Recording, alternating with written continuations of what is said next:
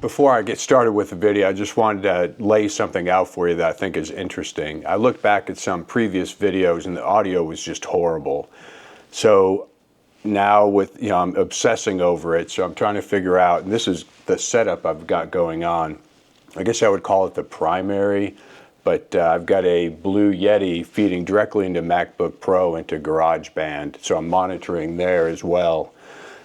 Number two is a DJI Mic 2 going into a receiver on the Sony that's recording the main camera. And then I've got a standalone DJI Mic 2 just capturing the audio. So I'm going to take a look at those three, see which one is the best bet. I'll probably always do some form of backup in the future.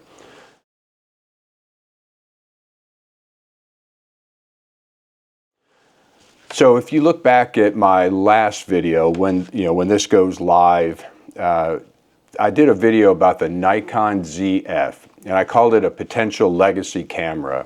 And I don't use that term lightly because there are a lot of different cameras, but when you're going to call something a legacy camera, it should mean something. And in that video, I described a spectrum. And to help describe that spectrum, I put a Leica ME, which is basically a Leica M9, a full frame, earlier model camera from Leica on one end of the spectrum.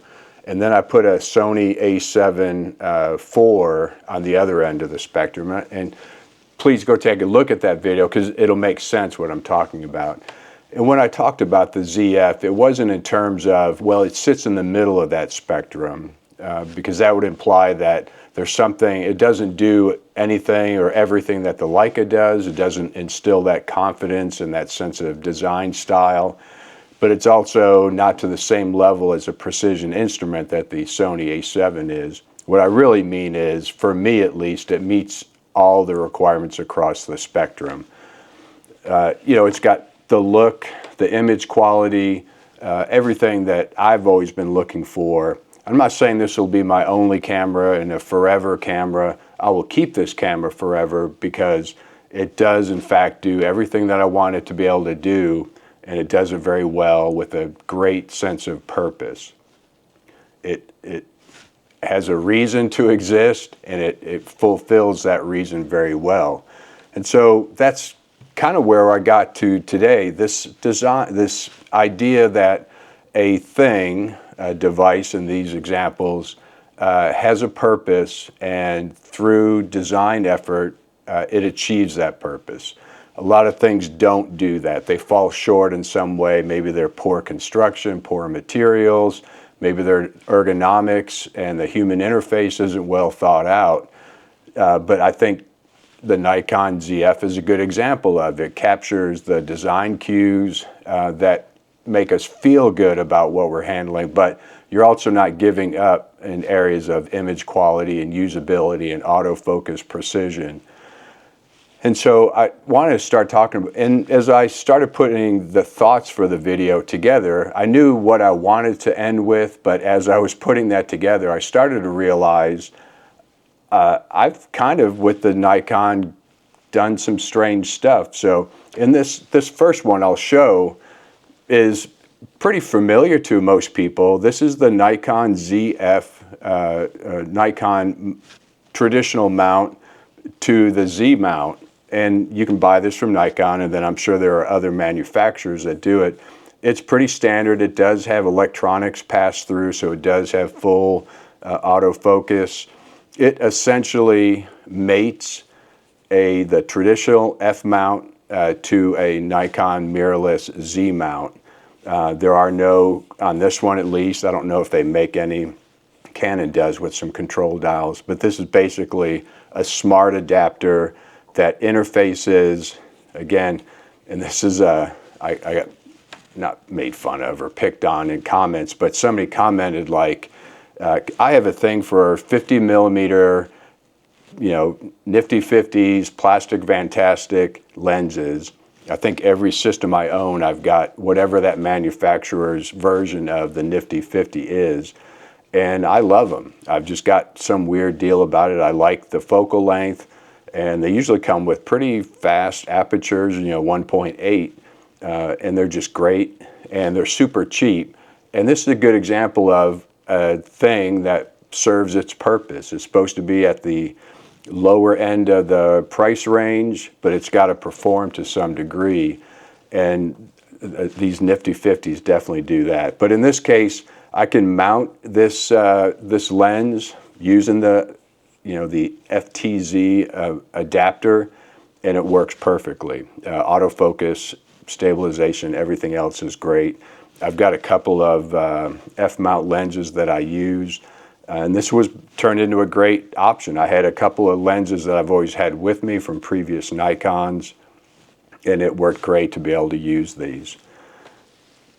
The next one, and I talked about this in the previous video, is the 40 millimeter that comes with, or can be bought as a kit. And this is almost to the Nifty 50. This is a Nikon 40 millimeter f2 aperture. And I talked about it in the previous video. Largely plastic. It does have the more traditional Nikkor lens design, but again, it's plastic. It's mainly just for appearances, but it's very nice to have on there. And this is the lens that stays on this camera the vast majority of the time. So again, some others had talked about the Z-mount lenses either being too expensive or poor construction, and that's fine. I don't anticipate buying into a large line of lenses with Nikon because I don't want to necessarily ruin the aesthetic that is going on here. But I also have the flexibility to be able to use existing Nikon lenses, some of which I have. And then it started, and this is very popular, I think, is to use, again, with that F to Z mount lens, more traditional, and this is just one. I actually need to have this probably repaired or at least tightened up and definitely cleaned. But this is a probably vintage circa 70s time frame, manual focus, manual aperture, no electronics being passed in this version, and it goes right on the F mount with no problem. A lot of these lenses, and they're beautiful, and some can be actually very expensive, but it's fun to use these. A lot of them have very unique image styles that are great to use. So I definitely recommend, the adapter that has to be used to put these on, and some lenses, which a lot of people talk about picking these up at garage sales or thrift stores. Those days may be over, because I think there are a lot of people out there scraping those up. But this is another option to be able to expand your lens inventory, your capabilities, but at a relatively potentially lower cost. And then I started looking, on my shelf there, and I talked about the Leica, and I said I did have several M-mount lenses for the Leica. I don't have any actual Leica branded lenses. What I do have is the TT Artisan that I showed in the video, which I'm very, and again, another 50 millimeter. But then I also have two Voigtlanders. This one is a 35 millimeter. Unbelievable construction. Again, this speaks directly to what we talked about with the Leica, that its purpose design is perfect, and it completely, perfectly serves that purpose. And that really entices me. And in the previous video, I talked about, it's very similar to somebody who collects watches. And pretty much any watch, and especially a modern watch, can tell the time with ultimate precision. But then there's something about seeing something with craftsmanship, attention to detail, and clearly a sense of design style. And that's what I see in many of these, whether it's a Voigtlander. I see it actually in that TT Artisan, which is a relatively inexpensive lens. But I see that same thing in these Voigtlanders that are beautiful, well made, and with great optical performance. So that's another option. So we've already talked about the standard Z mount. Again, I think there's a 28 millimeter in this same design as the 40 millimeter. I may take a look at that. I've heard it's okay, but again, it's a plastic design, plastic mount. You can go with the Z adapter and adapt probably hundreds and hundreds of Nikon F-mount lenses to that. The modern ones will carry through all of the modern capabilities like autofocus and aperture and image stabilization. You can go with some traditional vintage lenses. They're vintage, but they're getting harder to find, good copies, and they're getting more expensive. You can adapt in that case with the Leica M mount and probably many other mounts, but the Leica M, this adapter cost probably $15 to $20, and it's really well made. I don't feel like I'm ever compromising the lens itself by using this. I have used some that were not very well manufactured, and I felt a little concerned about how either tight or was it going to get jammed up. So, but don't scrimp on the amount adapter that you buy, but you don't have to buy the super expensive one. Just get one with some trusted reviews against it. So that brings me kind of to where we are. I've kind of, was not my intention when I started with the video to talk about adapting lenses, and there's a lot of people talking about that because it's very popular.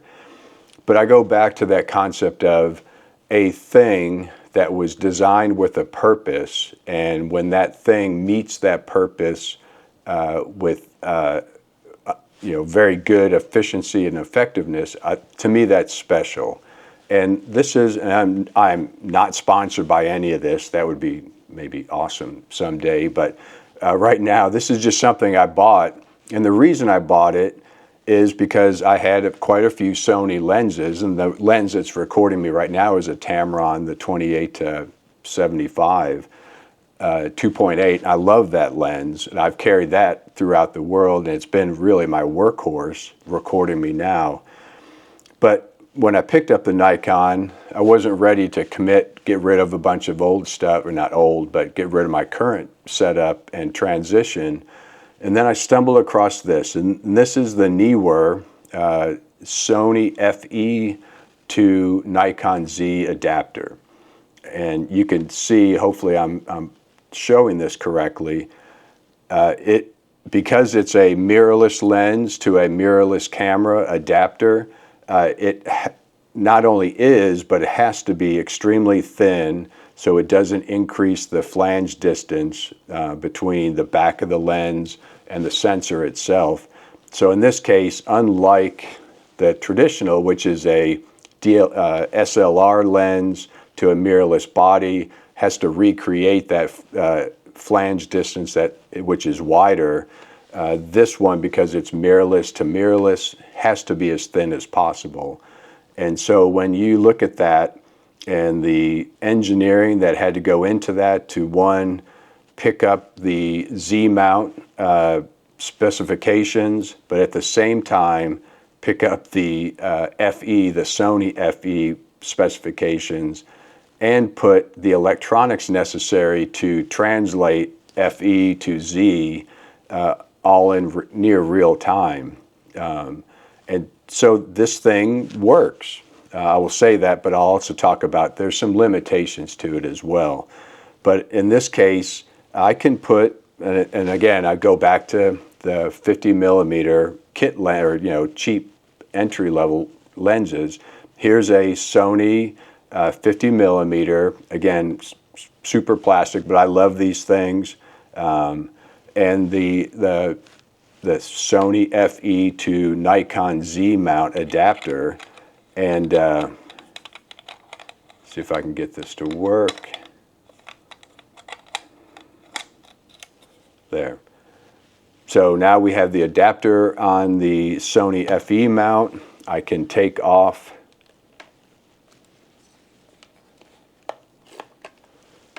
the Z mount lens and put on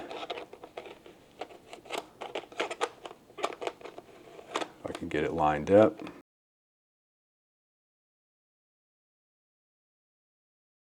So once you get it installed, you effectively have a Sony FE lens mounted to a Nikon Z mount. And it works, I would say,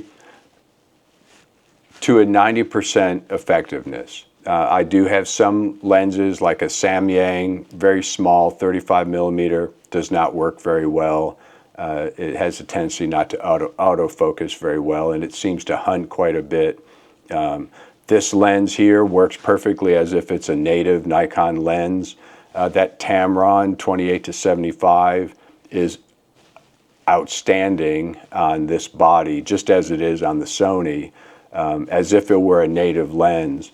And so I've had great luck with this. Even the kit lenses, which I think they're basically 28-70s again, very slow apertures, but they fit on there, and you can now use this with a very small zoom lens that easily fits in a bag.